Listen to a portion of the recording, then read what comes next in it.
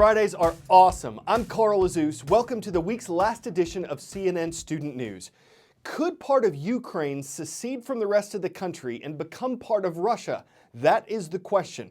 The protests in the capital that led to the ouster of Ukraine's president were by Ukrainians who wanted closer ties with Europe.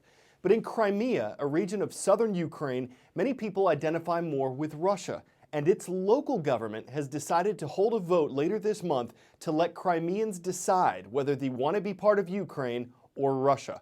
Ukraine's government says this is an illegitimate decision, and President Obama, who supports the pro-Europe Ukrainians, says borders can't be redrawn without approval from democratically elected leaders.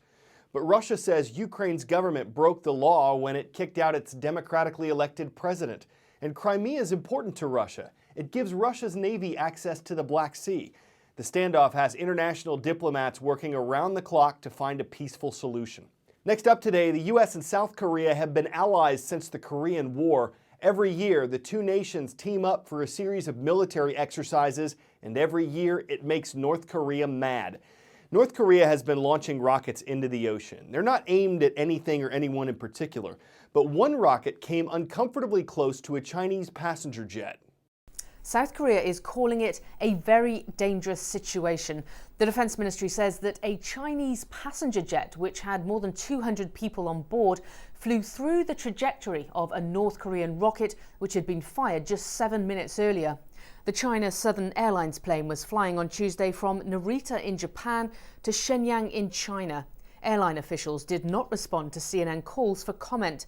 The rocket was just one of 7 that Pyongyang fired that day. China said they would seek verification from relevant parties and express their concern.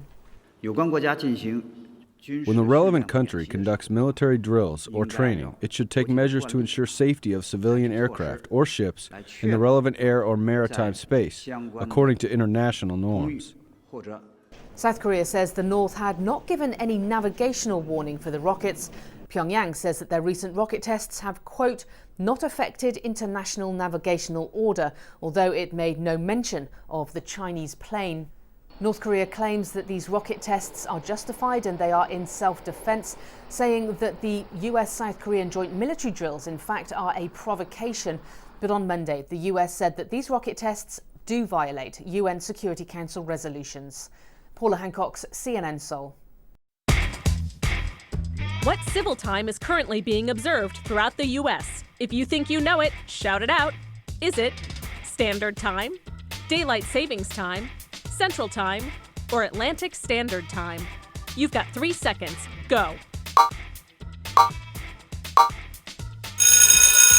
The civil time is the official time of a local region, and the U.S. is currently observing Standard Time. That's your answer, and that's your shout out.